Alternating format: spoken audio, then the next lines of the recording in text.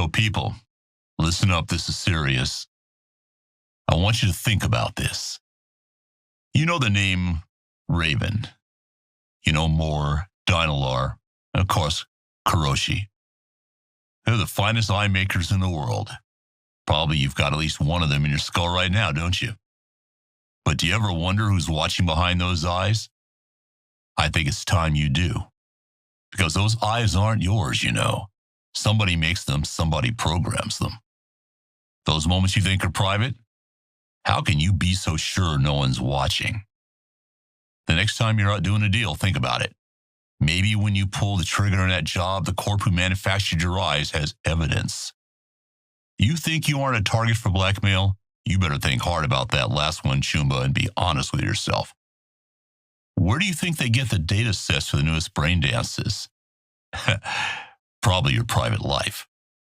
But hey, don't limit your imagination because the corporations sure don't. What if there's stuff they don't want you to see? Little chameleon filter there, some perception coding here, and suddenly they can decide what you even get to see. Who knows what they might want to hide from you? Spies, secret labs, facilities, and of course, that kick murder squad they sent to your door because you knew too much. So, you think seeing is believing? Not with these synthetic eyes. Well, that's a good question, listener.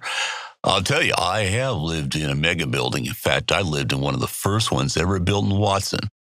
I didn't have much option. It was either that or go outside and find a squat underneath a radioactive bridge somewhere.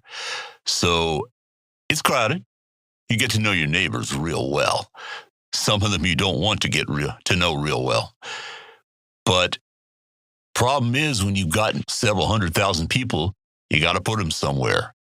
And Night City was not a good place to put people 20, 30, 40, 50 years ago. There was a big hole in the ground, a lot of glowy stuff, and most of the inner city was wiped. So what do I think? I think they're a necessary evil.